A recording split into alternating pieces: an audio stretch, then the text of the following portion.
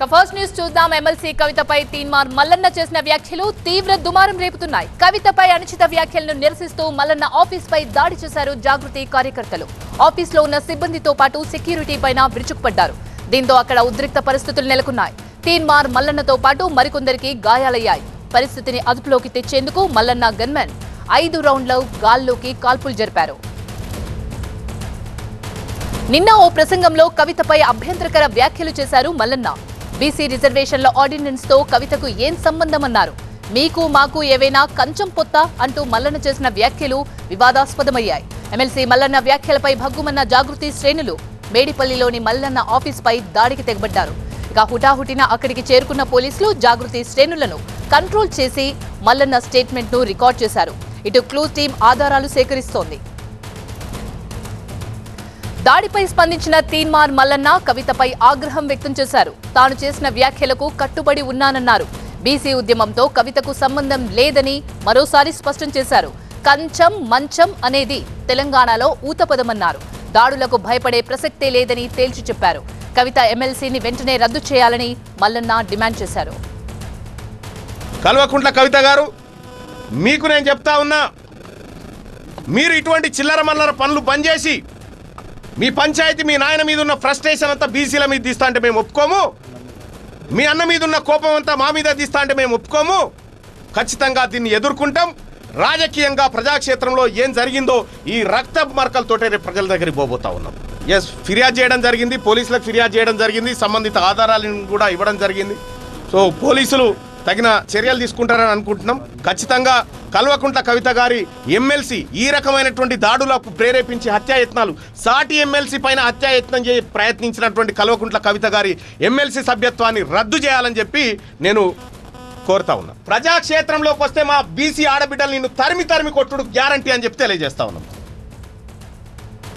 పూర్తి సమాచారాన్ని మా ప్రతినిధి సీనియర్ కరెస్పాండెంట్ రంజిత్ అందిస్తారు. రంజిత్, తీన్మార్ మల్లన్న నిన్న ఏదైతే వ్యాఖ్యలు చేశారో దానికి కట్టుబడి ఉన్నాను, వెనక్కి తగ్గే ప్రసక్తే లేదంటున్నారు. అలాగే ఎమ్మెల్సీ కవితని కూడా ఆమె పదవికి రద్దు చేయాలి, ఎమ్మెల్సీ కవిత తోటి ఎమ్మెల్సీపై ఎలా దాడి చేస్తుంది అంటూ కూడా చాలా క్వశ్చన్స్ చేశాడు మల్లన్న. మరి ఫర్దర్ స్టెప్ ఎలా ఉండబోతున్నాయి? అంటే దాడి జరిగిన తర్వాత కూడా ఒకరికొకరు సవాల్ తీసుకోవడంతో ప్రస్తుతం పోలీసులు కూడా అలర్ట్ అయ్యారు. అటు తీన్మార్ మల్లన్నకు సంబంధించి ఇల్లు కావచ్చు, ఆ తర్వాత ఆఫీస్ వద్ద పోలీసు బందోబస్తు ఏర్పాటు చేశారు. అటు కవిత పోలీసు బందోబస్తు ఏర్పాటు చేశారు. అటు కవితకు సంబంధించిన నివాసం కావచ్చు, జాగృతి కార్యాలయాల వద్ద కూడా పోలీసులు బందోబస్తు ఏర్పాటు చేశారు. ఇక్కడ తీన్మార్ మల్లన్న తను చేసినటువంటి వ్యాఖ్యలకు కట్టుబడి ఉన్నాడు. కేవలం తను తెలంగాణలో ఉన్నటువంటి కల్చర్ని పోలుస్తూ కూడా తను చేసిన వ్యాఖ్యలు తప్ప తను ఇంటెన్షనల్గా తను అలాంటి వ్యాఖ్యలు చేయలేదు. తెలంగాణకు సంబంధించిన వాడుక భాషలో ఉండే పదాలను మాత్రమే తను మాట్లాడనన్నటువంటి విషయాన్ని చెప్తున్నారు. కానీ కవిత మాత్రం ఆయన మాట్లాడినటువంటి మాటలపై తీవ్ర అభ్యంతరాలు వ్యక్తం చేస్తుంది.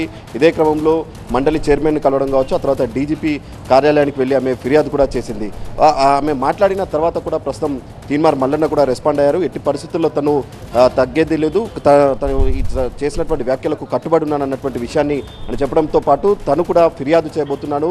ఎమ్మెల్సీ కవితకు సంబంధించిన సన్నిహిత అనుచరులే తన కార్యాలయానికి వచ్చి దాడికి పాల్పడ్డారు. కల్వకుంట్ల సుజిత్రావు ఉన్నటువంటి వ్యక్తి ఇక్కడికి వచ్చి తన గన్మెన్ వద్ద నుంచి గన్ లాక్కొని తనపై కాల్పులకు పాల్పడేందుకు ప్రయత్నాలు చేశారన్నటువంటి విషయాన్ని ఇక్కడ ఉన్నటువంటి సీసీ ఫుటేజ్ ఆధారంగా కూడా తను ఫిర్యాదు చేయబోతున్నాను. ఖచ్చితంగా ఆమెపై చర్యలు తీసుకోవాలనేది కూడా ఇటు తీన్మార్ మల్లన్న తన కంప్లైంట్లో పేర్కొన్నాడు. సో పోలీసులు కూడా అలర్ట్ అయ్యారు. ఎందుకంటే ఇంకా సిచ్యువేషన్స్ అనేవి కూడా ఇంకా కొంత ఉద్రిక్తంగా మారడంతో కూడా ప్రస్తుతం పోలీసులు కూడా అలర్ట్ అయ్యారు.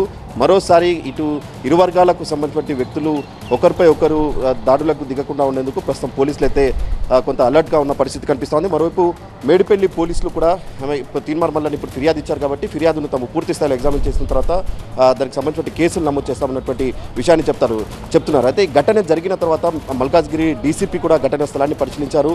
ఇక్కడ ఉన్నటువంటి డీవీఆర్ ఫుటేజ్ పరిశీలించడంతో పాటు మొత్తం 26 మంది ఇక్కడ తీన్మార్ మల్లన్న కార్యాలయానికి వచ్చి అటాక్కి పాల్పడ్డారన్నటువంటి విషయాలు తెలుస్తున్నాయి. సో 26 మంది ఇప్పుడంతా కూడా అబ్స్కాండింగ్లో ఉన్నారు కాబట్టి తమ పూర్తి స్థాయిలో వారికి సంబంధించి కేసు నమోదు చేసిన తర్వాత ఫర్దర్గా వ్యక్తుల్ని కూడా గుర్తిస్తామన్నటువంటి విషయాన్ని ఇటు పోలీసులు చెప్తున్నారు. సో ఇప్పుడు తీన్మార్ మల్లన్న కూడా కొద్దిసేపటి క్రితమే గట్కేసర్లో ఉన్నటువంటి ప్రభుత్వ ఆసుపత్రికి వెళ్ళి ఆయన కూడా ఎమ్మెల్సీ చేసుకున్నారు. ఎందుకంటే ఇక్కడ వాళ్ళంతా దాడికి పాల్పడినటువంటి సమయంలో తనకు కూడా కొంత గాయాలయ్యాయన్నటువంటి దాంతో కూడా ఆయన గట్కేసర్లో ఉన్నటువంటి ప్రభుత్వ ఆసుపత్రికి వెళ్ళి అక్కడ ఎమ్మెల్సీ కూడా చేయించుకున్నారు. సో ఇప్పుడు ఇద్దరు ఈ ఘటన జరిగిన తర్వాత ఒకరిపై ఒకరు అటు ఫిర్యాదు చేసుకోవడం కావచ్చు, ఇంకా ఒకరిపై ఒకరు ఆరోపణలు చేసుకుంటున్నటువంటి నేపథ్యంలో ఇంకా ఇరు వర్గాలకు సంబంధించిన కార్యకర్తలు మళ్ళీ టెన్స్ వాతావరణం ఏర్పడే అవకాశం ఉంది. కాబట్టి ప్రస్తుతం పోలీసులు అయితే అలర్ట్గా ఉన్నారు. ఇటు తీన్మార్ మల్లన్న ఆఫీస్ కావచ్చు, ఆయన నివాసం, ఆ తర్వాత కవితకు సంబంధించిన నివాసం జాగృతి కార్యాలయాల వద్ద కూడా ప్రస్తుతం పోలీసులు అప్రమత్తంగా ఉన్న పరిస్థితి మనకు కనిపిస్తా ఉంది. ఇక తీన్మార్ మల్లన్న కమెంట్స్ పై రియాక్షన్స్ షురూ అయ్యాయి. మల్లన్న తీరు మీద మండలి చైర్మన్ గుత్తాకు ఫిర్యాదు చేశారు కవిత. తన వ్యక్తిత్వాన్ని కించపరిచే విధంగా మాట్లాడారంటూ ఆరోపించారు. ఆమె ఎథిక్స్ కమిటీకి రిఫర్ చేయాలని గుత్తాను కోరారు కవిత. మల్లన్నపై చర్యలు తీసుకోకపోతే తెలంగాణ ఆడబిడ్డలను అవమానపరిచినట్లే అన్నారు. ఇటు ప్రభుత్వం కూడా వెంటనే స్పందించి అరెస్ట్ చేయాలంటూ డిమాండ్ చేశారు. ఇటు లా అండ్ ఆర్డర్ ఐజీని కూడా కలిశారు కవిత. చట్టపరంగా మల్లన్నపై చర్యలు తీసుకోవాలన్నారు. అలాగే రాష్ట్ర మహిళా కమిషన్ ని కలిసి ఫిర్యాదు చేసేందుకు సిద్ధమవుతున్నారు. ప్రభుత్వం ఎలాంటి యాక్షన్ తీసుకోకపోతే జాతీయ మహిళా కమిషన్ కు కూడా ఫిర్యాదు చేస్తామన్నారు కవిత. ఆవేశం వచ్చి జాగృతి కార్యకర్తలు ప్రజాస్వామ్యబద్ధంగా నిరసన తెలియజేస్తుంటే కాల్పులు జరుపుతారా అని కవిత ప్రశ్నించారు. మరొకవైపు కవిత ఇంటి దగ్గర భద్రత కట్టుదిట్టం చేశారు. ప్రతి వాహనాన్ని చెక్ చేసి పంపిస్తున్నారు. మల్లన్న ఎమ్మెల్సీని వెంటనే రద్దు చేయాలంటున్నారు కవిత. ఇలాంటి వాళ్లుంటే మహిళలు రాజకీయాల్లోకి రావడానికి కూడా భయపడతారని ఆగ్రహం వ్యక్తం చేశారు.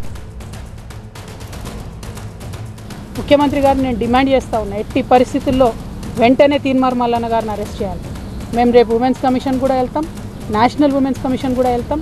ఇవాళ చైర్మన్ గారికి ఇచ్చిన రిప్రజెంటేషన్లో కూడా నేను అదే చెప్పిన, హౌస్ సెషన్లో లేదు కాబట్టి ప్రివిలేజ్ మోషన్ నేను మూవ్ చేయలేను, కాబట్టి ఎథిక్స్ కమిటీకి మీరు రిఫర్ చేయండి. అట్లానే చైర్మన్ గారికి డిస్క్రిషనరీ పవర్స్ ఉంటాయి, అంటే చాలా అసాధారణమైనటువంటి పవర్స్ ఉంటాయి. ఆ అసాధారణమైనటువంటి పవర్స్ యూజ్ చేసి తీన్మార్ మల్లన్న గారిని వెంటనే ఎమ్మెల్సీ నుండి సస్పెండ్ చేయమని కూడా నేను డిమాండ్ చేస్తూ ఉన్నాను. ఎందుకంటే ఒక బాధ్యతాయుతమైనటువంటి పదవిలో ఉన్న వ్యక్తులు నోరు చూసుకొని మాట్లాడాలి. మనని లక్షలాది మంది ప్రజలు గమనిస్తుంటారు. మా ప్రతినిధి వాసు సిద్ధంగా ఉన్నారు. వాసు, ఒకరి మీద ఒకరు ఆరోపణలు ప్రత్యారోపణలు చేసుకుంటున్నారు. దాడికి దిగింది మీరంటే మీరు అని చెప్పేసి ఒక పక్క ఇద్దరు కూడా వాళ్ళ ఎమ్మెల్సీ పదవుల నుంచి తొలగించాలి అంటూ కూడా డిమాండ్ చేస్తూ ఉన్నారు. ప్రస్తుతం జాగృతి కార్యాచరణ ఏ విధంగా ఉండబోతుంది, అలాగే మల్లన్న ఎలాంటి స్టెప్ తీసుకోబోతున్నారు నెక్స్ట్?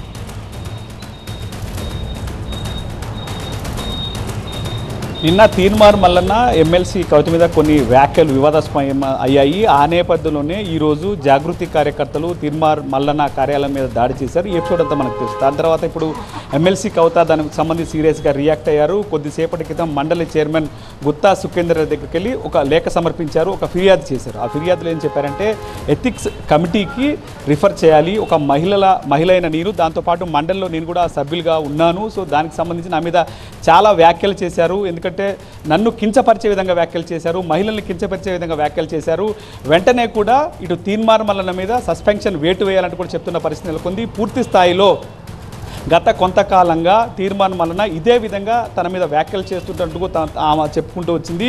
అయితే స్పీకర్ ఎక్కడైతే ఇప్పుడు ఉన్నాడో గుత్తా సుఖేందర్ రెడ్డికి అయితే ఆ లెటర్ ఇచ్చారు. సో అక్కడి నుంచి ఆమె బయటకు వచ్చి మీడియాతో మాట్లాడారు. మీడియాతో మాట్లాడే సమయంలో ఆమె చాలా సీఎంకి సంబంధించి కొన్ని కామెంట్స్ కూడా చేశారు. ఎందుకంటే తీర్మానం వలన నిన్న ఈ కామెంట్స్ చేస్తే ఇంత మటుకు సీఎం రేవంత్ రెడ్డి స్పందించలేదు, వెంటనే స్పందించాలంటూ కూడా చెప్తున్నారు. లేకపోతే ఈ కామెంట్స్ సీఎం బ్యాక్ ఉండి చేపించాడా అని నేను ఆలోచించాలన్న కోణంలో కూడా ఆమె చెప్పుకుంటూ వస్తుంది. దానికి సంబంధించి ఆమె చాలా కామెంట్స్ కూడా చేసిన పరిస్థితులు ఉంది. తీన్మార్ మల్లన్న కామెంట్స్కి సంబంధించి పూర్తి స్థాయిలో రాష్ట్ర కమిషన్కి అదే పాటుగా జాతీయ మహిళా కమిషన్ ఈ రెండు కమిషన్లకు కూడా పూర్తిగా తాను తొందరలో ఫిర్యాదు చేయబోతున్నట్టు చెప్పారు. సో దానికి సంబంధించి తెలంగాణ ఆడబిడ్డల్ని తీన్మార్ మల్లన్న కించపరుస్తున్నారు, అనేకసార్లు నన్ను కూడా కించపరిచాడంటూ కూడా చెప్పుకుంటూ వచ్చారు. బీసీ ఉద్యమానికి సంబంధించి బీసీ ఉద్యమానికి కవితకి ఉన్న సంబంధం ఏంటి అని పదే తీన్మార్ మల్లన్న క్వశ్చన్ చేస్తున్న నేపథ్యంలో కవిత కౌంటర్ ఇచ్చే పరిస్థితి వచ్చారు. దానికి సంబంధించి పూర్తి స్థాయిలో ఆమె కొన్ని చెప్పుకుంటూ వచ్చిన పరిస్థితులకు దానికి సంబంధించి బీసీ సంఘానికి సంబంధించి బీసీ ఉద్యమానికి సంబంధించి తాను గతంలో ఢిల్లీలో కూడా ఎన్నో ఉద్యమాలు చేశానంటూ కూడా చెప్పుకొచ్చారు. జిల్లాలకు తిరిగి కూడా ఉద్యమాలు చేసుకుంటూ వచ్చినట్టు కూడా ఆమె చెప్పుకుంటూ వచ్చిన పరిస్థితి నెలకొంది. సో అక్కడి నుంచి ఆమె డీజీపీ ఆఫీస్కి వెళ్ళారు. డీజీపీ ఆఫీస్కి వెళ్ళి అక్కడ డీజీపీ లేకపోవడంతో law and order IG Ramana కుమార్ని కలిశారు, అక్కడ ఫిర్యాదు చేశారు. సో అక్కడ ఆ ఫిర్యాదులో మరింత డిఫర్గా ఆమె చెప్పుకుంటూ వచ్చారు. ఆ ఫిర్యాదులో సో మహిళనైనా నన్ను కించపరిచే విధంగా మాట్లాడాడు తీర్మానం మల్లన్న. చట్టపరమైన చర్యలు తీసుకోవాలంటూ కూడా చెప్పుకుంటూ వచ్చాడు. దాంతోపాటు బిఎన్ఎస్ యాక్ట్ 74, 79 ప్రకారం తక్షణం తీర్మానం మల్లన్న మీద కేసు పెట్టాలని కూడా చెప్పుకుంటూ వచ్చారు. గతంలో అంటే తీర్మానం మల్లన్న గతంలో వ్యాఖ్యలు ఎక్కడైతే ఇటీవల తెలంగాణ రాష్ట్ర క్యాబినెట్ బీసీలకి 42% రిజర్వేషన్లు ఆమోదించాలి అని తీర్మానం చేసిన నేపథ్యంలో అప్పుడు ఇటు జాగృతి ఆఫీస్ ముందు కవితతో పాటు కొంతమంది బీసీ సంఘ నేతలు సంబరాలు చేసుకున్నారు. ఆ సంబరాలకు సంబంధించి కూడా తీర్మానం వలన కొన్ని కామెంట్స్ చేశాడు. నేను తోటి ఎమ్మెల్సీగా ఉన్నాను, మహిళగా ఉన్నాను, నా మీద కామెంట్స్ చేశాడు అంటూ కూడా ఆ లేఖలో ఆమె చెప్పింది, ఆ ఫిర్యాదులు కూడా ఆమె చెప్పింది. సో ఈ ఓవరాల్ సబ్జెక్ట్కి సంబంధించి వెంటనే కేసు బుక్ చేయాలంటూ కూడా ఆమె చెప్పుకుంటూ వచ్చింది. దాంతోపాటుగా ఆమె చాలా అంశాలు చెప్పుకుంటూ వచ్చింది. గత కొంతకాలంగా నేను తీర్మానం వలన ఎప్పుడు ఏ మాట కూడా అనలేదు, కానీ పదే పదే నా మీద తీర్మానం వలన దాడి చేస్తున్నట్టు కూడా ఆమె చెప్పుకుంటూ వచ్చింది. ఖచ్చితంగా నేను ప్రజల్లో తిరుగుతాను, మహిళలు రాజకీయాల్లోకి రాకూడదా, మహిళలు గొంతెత్తి మాట్లాడకూడదా అనే అంశాలు కూడా చాలా గట్టిగా మాట్లాడిన పరిస్థితి నెలకొంది. ఈ రెండు అంటే నిన్న వ్యాఖ్యలు, ఈరోజు ఇటు తీర్మానం వల్ల మీద ఆఫీస్ మీద దాడి నేపథ్యంలో ఒక పొలిటికల్ సినారియో నెలకొంది, కొంత గందరగోళ వాతావరణం నెలకొంది. ఈ నేపథ్యంలోనే పోలీసులు అలర్ట్ అయ్యారు. కొద్దిసేపటి క్రితమే ఇటు కవితకు సంబంధించిన ఇల్లు జాగృతి ఆఫీస్ ముందు ఒకసారి చూసుకోవచ్చు. బ్యాక్లో అంటే కవిత ఇంటికి వెళ్ళే 2 దారులు ఉంటాయి. ఈ 2 దారులు కూడా పోలీసు పిట్టింగ్ ఏర్పాటు చేశారు. ఈ 2 దారులు వెళ్ళే వాహనాలు క్షుణ్ణంగా పరిశీలించి ఎవరు ఎక్కడికి వెళ్తున్నారన్న కోణంలో పోలీసులు పరిశీలించి అయితే పంపిస్తున్న పరిస్థితి నెలకొంది. Right, thank you Vasu. ఇక పేర్ని నాని రప్పారప్ప వ్యాఖ్యలపై వివాదం కొనసాగుతోంది. రెచ్చగొట్టే వ్యాఖ్యలు చేశారని నానిపై టీడీపీ కార్యకర్తలు ఫిర్యాదు చేయడంతో మచిలీపట్నం పోలీసులు కేసు నమోదు చేశారు. మాజీ మంత్రి పేర్ని నానికి పెడనికి వెళ్లేందుకు అనుమతి లేదని పోలీసులు నోటీసులు ఇచ్చారు. అయితే పోలీసుల నోటీసుల్ని పట్టించుకోకుండా పెడన చేరుకున్నారు పేర్ని నాని. మచిలీపట్నం నుంచి పెడన నియోజకవర్గం కూడూరు గ్రామానికి చేరుకుని ఉప్పాల హారికను పరామర్శించారు. నిన్న గుడివాడ సమావేశానికి హాజరైన ఉప్పాల హారిక, రామ్ ప్రసాద్ దంపతుల వాహనంపై దాడి జరిగింది. ఈ దాడి నేపథ్యంలో పేర్ని నాని సహా ఇతర వైసీపీ నేతలు హారికను పరామర్శించారు. కూడూరు నుంచి నేరుగా పెడన చేరుకుని అక్కడ ఏర్పాటు చేసిన బాబు ష్యూరిటీ మోసం గ్యారంటీ ప్రోగ్రాంలో పేర్ని నాని పాల్గొన్నారు. పామరులో పార్టీ కార్యకర్తల సమావేశంలో పేర్ని నాని సంచలన వ్యాఖ్యలు చేశారు. రప్పారప్ప అని అరవడం కాదు, చేయాలనుకున్నది సైలెంట్ గా చేయాలంటూ పేర్ని నాని కామెంట్ చేశారు. ఈ వ్యాఖ్యలపై మచిలీపట్నంలో కేసు నమోదైంది. ఈ పరిణామాల నేపథ్యంలో పేర్ని నాని ఇంటి దగ్గర పోలీసులు భారీగా మోహరించారు. మరోవైపు వైసీపీ కార్యకర్తలు కూడా పెద్ద ఎత్తున అక్కడికి చేరుకున్నారు. ప్రస్తుతం ఇదే అంశానికి సంబంధించి మనకి పూర్తి అప్డేట్స్ ఇవ్వడానికి మా ప్రతినిధి శివకుమార్ సిద్ధంగా ఉన్నారు. శివకుమార్, ప్రస్తుతం పేర్ని నాని ఇంటి దగ్గర ఎటువంటి సిచ్యువేషన్ నెలకొంది? ఓ పక్కన పోలీసులు భారీగా మోహరించినట్టు తెలుస్తోంది, మరోపక్క వైసీపీ కార్యకర్తలు ఉన్నారు అంటున్నారు. అక్కడ సిచ్యువేషన్ ప్రెసెంట్ ఎలా ఉంది? డీటెయిల్స్ కృష్ణా జిల్లాలో రాజకీయ దుమారం కొనసాగుతుందని చెప్పుకోవచ్చు. గత కొద్ది రోజులుగా పేర్ని నాని చేసినటువంటి వ్యాఖ్యల నేపథ్యంలో వైసీపీ టీడీపీ మధ్య అయితే ఒక వార్ జరుగుతుందని చెప్పుకోవచ్చు. దీంతో ఇటు నిన్న గుడివాడలో కావచ్చు, ఈరోజు పెడల్లో జరుగుతున్నటువంటి విస్తృత స్థాయి సమావేశం నేపథ్యంలో ఒక హై టెన్షన్ వాతావరణం నెలకొంది. దీంతో భారీగా పోలీసులు మోహరించారు. ఈరోజు ఉదయం నుంచి కూడా పేర్ని నాని నివాసం వద్ద అయితే భారీ భద్రతను ఏర్పాటు చేయడం జరిగింది. పేర్ని నాని బయటకు రాకుండా ఉండేందుకు పోలీసులు తన ఇంటి చుట్టూతా కూడా పోలీసులు మోహరించారు. పేర్ని నాని బయటకు వెళ్లేందుకు కూడా ప్రయత్నించిన నేపథ్యంలో పేర్ని నానికి నోటీసులు ఇచ్చినట్లుగా అయితే సమాచారం తెలుస్తుంది. పోలీసులు మాత్రం ఈ నోటీసుల సంబంధించినటువంటి అంశం మీద అయితే ఇంకా అధికారికంగా ప్రకటించలేదు. అయితే దీనికి సంబంధించి పోలీసులు నోటీసులు ఇచ్చారా లేదా అన్న దాని మీద అయితే ఇంకా క్లారిటీ రావాల్సి ఉంది. మరోవైపు నిన్న గుడివాడలో జరిగినటువంటి విస్తృత స్థాయి సమావేశానికి వచ్చినటువంటి ZP chairperson Uppalapati Harika car మీద దాడి జరగటం, ఆ దాడి తర్వాత జరిగినటువంటి పరిణామాలు అయితే నిన్నంతా కూడా మనం చూసినటువంటి పరిస్థితి. ఈ నేపథ్యంలో గుడివాడ పిఎస్లో కూడా ఉప్పలపాటి హారిక ఫిర్యాదు చేశారు. హత్యాయత్నం కేసు నమోదు చేయాలని వైసీపీ కూడా ప్రధానంగా డిమాండ్ చేస్తూ ఉన్నటువంటి పరిస్థితి. వైసీపీ టీడీపీ మధ్య జరుగుతున్నటువంటి ఈ పరస్పర వాక్యాలు వివాదం నేపథ్యంలో పోలీసులు అయితే అప్రమత్తంగా ఉండాలంటూ కూడా ఇటు ప్రజలతో పాటు ఇటు కార్యకర్తలందరినీ కూడా కట్టడి చేసే ప్రయత్నం చేస్తూ ఉన్నారు. కానీ ఒకరి మీద ఒకళ్ళు విమర్శలు చేసుకుంటూ ఉన్న నేపథ్యంలో అయితే ఒక హై టెన్షన్ వాతావరణం అయితే కొనసాగుతుంది. ప్రస్తుతం పేర్ని నాని అయితే పెడల్లో జరుగుతున్నటువంటి వైసీపీ విస్తృత స్థాయి సమావేశానికి హాజరయ్యారు. ఈ కార్యక్రమంలో పేరు నానితో పాటు ఇంకా వైసీపీకి సంబంధించినటువంటి కీలకమైనటువంటి నేతలు కూడా పాల్గొన్న నేపథ్యంలో ఇక్కడ ఒక హైటెన్షన్ వాతావరణం కొనసాగుతుంది. ఈ కార్యక్రమం జరుగుతున్నటువంటి ప్రాంగణం మొత్తం కూడా పోలీసులు అయితే భారీ భద్రతను కూడా ఇక్కడ ఏర్పాటు చేశారు. ఎటువంటి అవాంఛనీయ ఘటనలు జరగకుండా అయితే పోలీసులు అయితే భద్రతను కట్టుదిట్టం చేసినటువంటి పరిస్థితి. అయితే ఈరోజు ఉదయం పేరు నానికి నోటీసులు ఇచ్చినప్పటికీ కూడా పేరు నాని పోలీసులు ఇచ్చినటువంటి నోటీసులను ఉల్లంఘించి ఈరోజు జరిగేటువంటి కార్యక్రమానికి హాజరయ్యారని చెప్పని విమర్శలు వెల్లువెత్తుతున్నాయి. దీనికి సంబంధించినటువంటి క్లారిటీ అయితే రావాల్సి ఉంది. నిజంగా పోలీసులు ఇచ్చినటువంటి నోటీసులను ఉల్లంఘించి గనక కార్యక్రమానికి హాజరైతే పోలీసులు ఎలాంటి చర్యలు తీసుకుంటారనేది వెయిట్ చేయాల్సినటువంటి పరిస్థితి. ఇప్పుడు ప్రస్తుతం అయితే ఈ కార్యక్రమానికి హాజరయ్యారు పేరు నాని. ఈ కార్యక్రమంలో వైసీపీ కార్యకర్తలను ఉద్దేశించి కూడా కొన్ని కీలకమైనటువంటి వ్యాఖ్యలు చేసే అవకాశం ఉన్న నేపథ్యంలో ఇక్కడ ఘర్షణలు కావచ్చు, ఎలాంటి వివాదాలు జరగకుండా ఉండేందుకైతే పోలీసులు అయితే మరింత భద్రతను కట్టుదిట్టం చేశారు. ప్రస్తుతం అయితే వైసీపీకి సంబంధించినటువంటి కార్యక్రమం అయితే జరుగుతూ ఉన్నటువంటి పరిస్థితి అయితే ఇక్కడ కనపడుతున్నాయి. అనంతరం పోలీసులు పేరు నాని విషయంలో ఎలాంటి చర్యలు తీసుకుంటారు, నిన్న జరిగినటువంటి వివాదాల నేపథ్యంలో కావచ్చు, ఈరోజు జరుగుతున్నటువంటి వైసీపీ కార్యక్రమానికి పోలీసులు వెళ్ళొద్దని సూచించినప్పటికీ కూడా పేరు నాని హాజరయ్యారు కాబట్టి ఎలాంటి చర్యలు ఉంటాయి, పోలీసులు ఎలాంటి యాక్షన్ ప్లాన్ చేస్తారనే మటుకి వేచి చూడాల్సిన పరిస్థితి అయితే కనపడుతుంది. Right, thank you Shivakumar. ఇక మంచిర్యాల జిల్లా రాజకీయ పరిణామాలపై ఇంట్రెస్టింగ్ డిస్కషన్ నడుస్తోంది. మంత్రి గడ్డం వివేక్ స్థానిక ఎమ్మెల్యే ప్రేమ్ సాగర్ రావు మధ్య కోల్డ్ వార్ జరుగుతున్నట్లుగా కొంతకాలంగా రాజకీయాల్లో చర్చ జరుగుతుంది. అయితే ఈ చర్చకు తాజా పరిణామం మరింత బలం చేకూర్చింది. డిప్యూటీ సీఎం భట్టి విక్రమార్కతో పాటు దామోదర్ రాజనరసింహ, జిల్లా ఇన్ఛార్జ్ మంత్రి జూపల్లి కృష్ణారావు ఇవాళ మంచిర్యాలలో పర్యటిస్తున్నారు. అయితే ఈ కార్యక్రమానికి స్థానిక మంత్రి గడ్డం వివేక్ డుమ్మ కొట్టారు. మంత్రి గడ్డం వివేక్ సడన్ గా ఆదిలాబాద్ పర్యటనకు వెళ్లడం హాట్ టాపిక్ గా మారింది. ఇప్పుడు హైదరాబాద్ నుంచి డిప్యూటీ సీఎం సహా 2 మంత్రులు మంచిర్యాలకు వస్తే జిల్లా మంత్రి మాత్రం పక్క జిల్లాకు వెళ్లడం చర్చనీయాంశంగా మారింది. ఇప్పుడు మంత్రిగా ప్రమాణ స్వీకారం చేసిన రోజు నుంచి ఇప్పటి వరకు మంచిర్యాలలో మంత్రి గడ్డం వివేక్ అడుగుపెట్టలేదు. మంచిర్యాలలో నేనే రాజు నేనే మంత్రి అంటూ ఇటీవలే ఎమ్మెల్యే ప్రేమ్ సాగర్ రావు కామెంట్స్ చేశారు. ఈ పరిణామాల మధ్యలో మంచిర్యాలలో అడుగు పెట్టేందుకు మంత్రి గడ్డం వివేక్ ఆసక్తి చూపడం లేదని ప్రచారం కూడా జరుగుతోంది. మరింత తాజా సమాచారం మా సీనియర్ కరెస్పాండెంట్ నరేష్ అందిస్తారు. నరేష్, చెప్పండి, ప్రేమ్ సాగర్ అండ్ వివేక్ మధ్య కోల్డ్ వార్ పరిస్థితి ఏంటి, మెయిన్ రీజన్స్ ఏంటి, అండ్ అలాగే మంచిర్యాలలో జరిగిన కార్యక్రమానికి వివేక్ ఎందుకు హాజరు కాలేదు, పూర్తి డీటెయిల్స్ ఏంటి?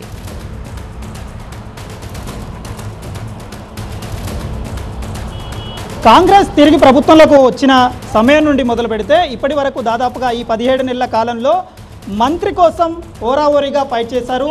గతంలో కాంగ్రెస్ ప్రభుత్వంలో లేని సమయంలో 10 ఏళ్ళు PRS పాలనలో ఇక్కడ ఉమ్మడి ఆదిలాబాద్ జిల్లాకు సంబంధించిన కార్యకర్తలను కాపాడుకుంటూ ఉమ్మడి ఆదిలాబాద్లో కాంగ్రెస్ను బతికించుకున్నాను, నాకు అవకాశం ఇవ్వడం అంటూ కూడా ప్రేమ్ సాగర్ రావు గతంలో చెప్పుకుంటూ వచ్చారు. కానీ అనూహ్యంగా ఇక్కడ ఉమ్మడి ఆదిలాబాద్ నుండి మంత్రిగా వివేక్కు పట్టం కట్టింది అధిష్టానం.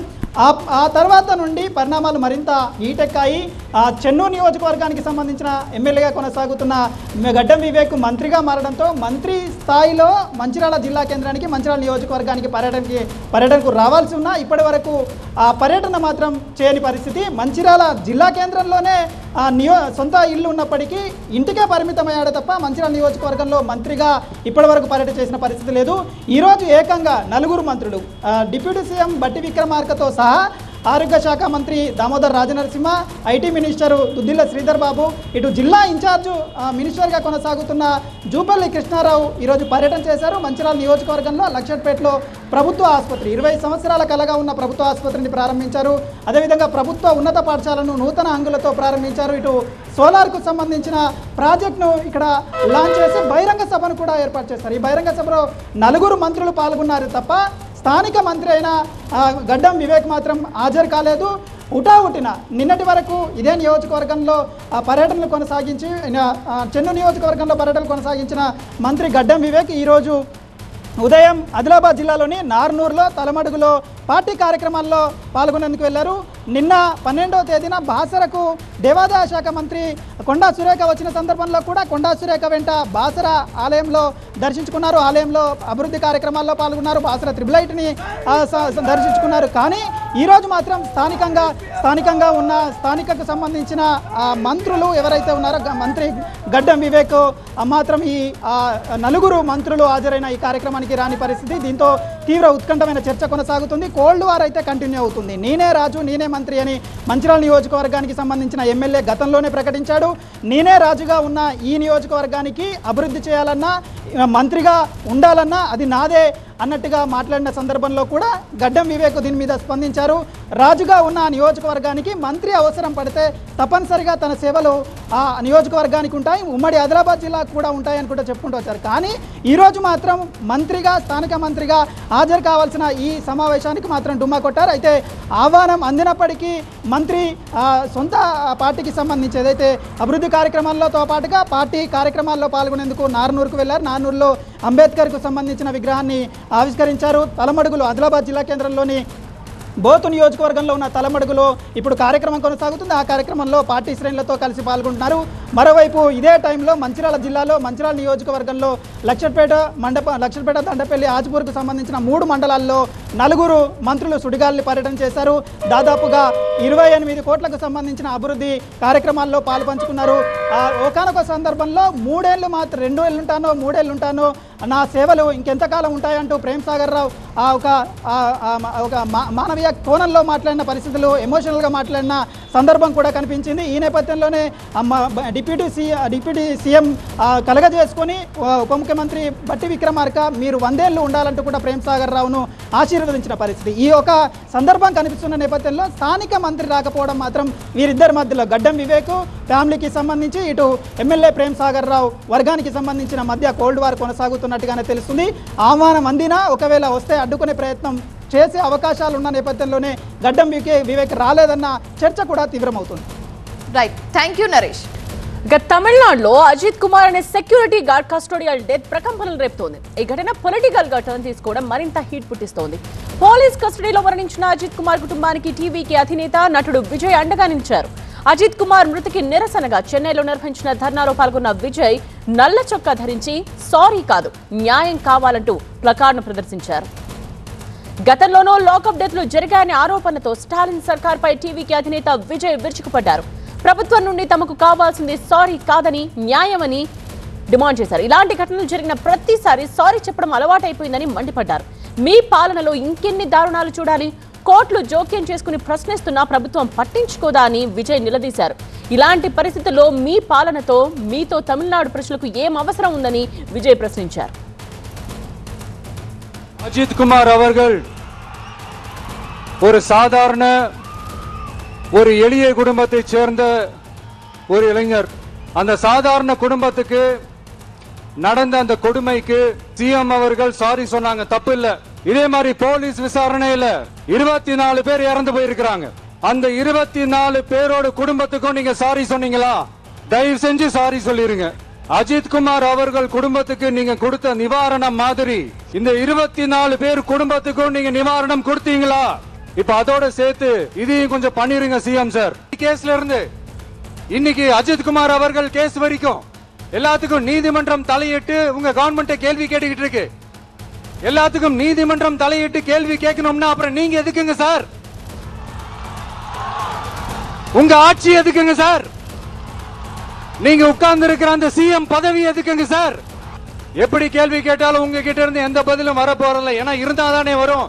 మాక్సిమం ఉంగ గిట్ట ఇருந்து వర బదిల్ సారీమా. ఇక కొద్ది రోజుల క్రితం తమిళనాడులోని మడపురం భద్రకాళి అమ్మవారి ఆలయానికి వెళ్లిన 2 మహిళా భక్తుల నగలు చోరీ అయ్యాయి. ఈ కేసులో ఆలయ సెక్యూరిటీ గార్డ్ గా ఉన్న అజిత్ కుమార్ తో పాటు పలువురిని పోలీసులు విచారించారు. పోలీస్ కస్టడీలో ఉన్న అజిత్ కుమార్ ప్రాణాలు కోల్పోవడంపై అనుమానాలు వ్యక్తమయ్యాయి. అయితే అజిత్ ఒంటిపై 44 గాయాలున్నట్టు పోస్ట్ మార్టం రిపోర్టులో తేలడం సంచలనం సృష్టించింది. పోలీస్ కస్టడీలో చిత్రహింసలకు గురి చేయడంతోనే ప్రాణాలు కోల్పోయాడని ఆరోపిస్తూ అజిత్ కుటుంబ సభ్యులు ఆందోళనకు దిగారు. ఈ క్రమంలోనే అజిత్ లాకప్ డెత్ పై చెన్నైలో నిర్వహించిన నిరసన కార్యక్రమంలో విజయ్ పాల్గొన్నారు.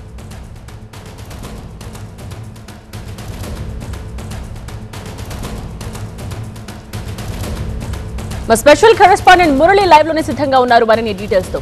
సో మురళి, ఎందుకని లాకప్ డెత్లు పెరుగుతున్నాయి? దీనికి ప్రభుత్వ రియాక్షన్ ఏంటి? విజయ్ అడిగిన ఒక్కొక్క క్వశ్చన్ కి అటు నుంచి ఏమైనా సమాధానం వచ్చిందా?